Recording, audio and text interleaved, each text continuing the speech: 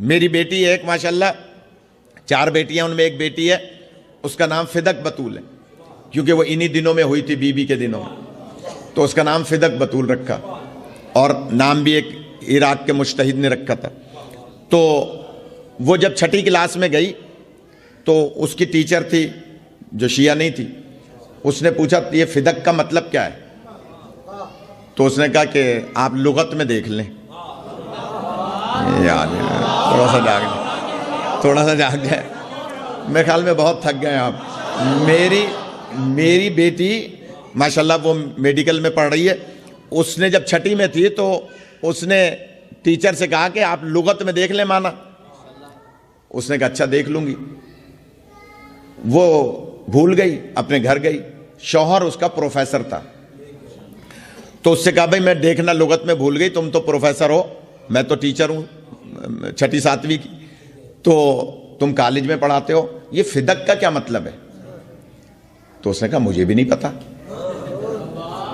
پڑھاتے ہی نہیں ہیں، بتاتے ہی نہیں ہیں، وہ ہمارے کہنے لگے کہ مجھے نہیں پتا۔ تو اس نے کہا بھائی کل جمعہ ہے، اگلا دن جمعہ تھا، تو جمعہ پڑھنے جاؤں گا مولانا صاحب کے پیچھے، ان سے پوچھ لوں گا۔ انہوں نے کہا ٹھیک ہے۔ صبح جمعہ ہوا، وہ جمعہ پڑھنے گیا اپنی مسجد میں، دیوبندیوں کی مسجد تھی، وہاں جب نماز پڑھنے گیا تو نماز ختم ہوئی، پیش نماز سے لوگ کھڑے تھے جیسے ہاتھ ملانے کے لیے کھڑے ہو جاتے ہیں نماز کے بعد، تو اس نے آگے بڑھ کے، پروفیسر تھا پڑھا لکھا تھا، اس نے آگے بڑھ کے کہا کہ قاضی صاحب یہ فدق کا کیا مطلب ہے؟ اس نے فوراً اس کو برا بھلا کہا، پروفیسر کو، غور کیجیے گا، پروفیسر کو برا بھلا کہا، اور کہنے لگا کہ تم شیعوں کے ساتھ بیٹھنے لگے ہو، تمیز نہیں ہے، شیعوں کے ساتھ بیٹھتے ہو، دین خراب کرو گے۔ اس کو برا بھلا کہا۔ اب پروفیسر حساس ہوتا ہے، علم سے تعلق رکھنے والا بندہ حساس ہوتا ہے، اس کو انسلٹ فیل ہوئی کہ اس نے 10 آدمیوں کے سامنے مجھے ذلیل کیا، میں نے تو ایک لفظ کی معنی پوچھی تھی۔ علماء کا کام ہے، اگر نہیں پتا ہے تو کہہ دیں بھائی مجھے نہیں پتا، کل بتا دوں گا، پرسوں بتا دوں گا، یا بیٹی سے پوچھ کے بتا دوں گا۔ جو پہنچ گئے جن کی تاریخ پڑھنے گئے، خدا آپ کو سلامت رکھے۔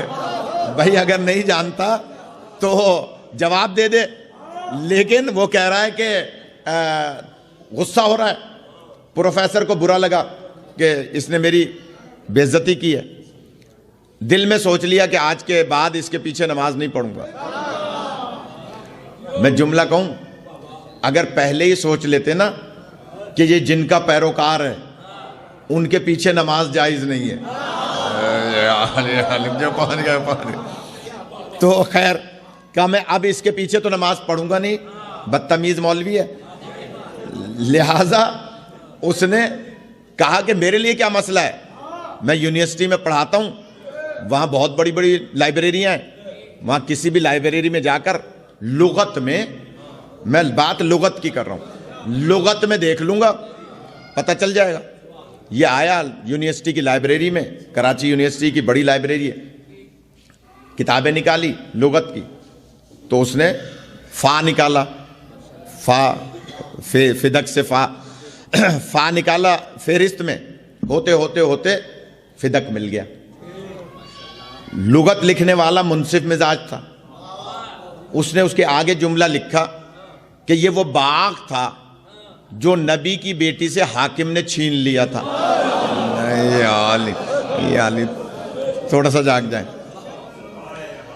لغت لکھنے والے نے صرف اتنا سا جملہ لکھا، تفصیل نہیں لکھی کہ نبی کی بیٹی کون، حاکم کون، تفصیل نہیں لکھی، اس نے صرف اتنا لکھا کہ نبی کی بیٹی سے حاکم نے باغ تھا وہ چھین لیا تھا۔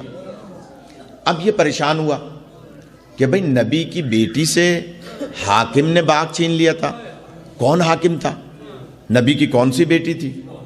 غور کیجئے گا، پروفیسر تھا، تحقیق کرنے لگا، تحقیق کرتے کرتے کرتے 6 مہینے لگے، پھر اس نے فدق پر کتابیں منگائیں، اور کہاں کہاں سے کتابیں لینے کے بعد 6 مہینے کے بعد اپنی زوجہ سے کہا کہ ہم نتیجے پر پہنچ گئے ہیں کس نے باغ چھینا تھا، کس سے باغ چھینا تھا. اب ہمیں اس کے بغیر چارہ نہیں ہے کہ ہم علی ولی اللہ پڑھ لیں. یا علی خدا آپ کا سلامت رکھے. اس کے بغیر چارہ نہیں ہے کہ ہم علی ولی اللہ پڑھ لیں. بچی نے نام کی معنی نہ بتا کے دعوت فکر دی. یا علی کہ تم لغت جا کے دیکھ لو، تمہیں لغت میں پتہ چل جائے گا کہ فدق کی معنی کیا ہے. اور وہ دونوں منصف مزاج تھے، پڑھے لکھے تھے. صحیح معنی لغت کی دیکھی تو دروازہ اہل بیت پر آ گئے. نتیجے پہ پہنچ گئے کہ کس نے چھینا تھا اور اس کی وجہ کیا تھی اور کس سے چھینا تھا.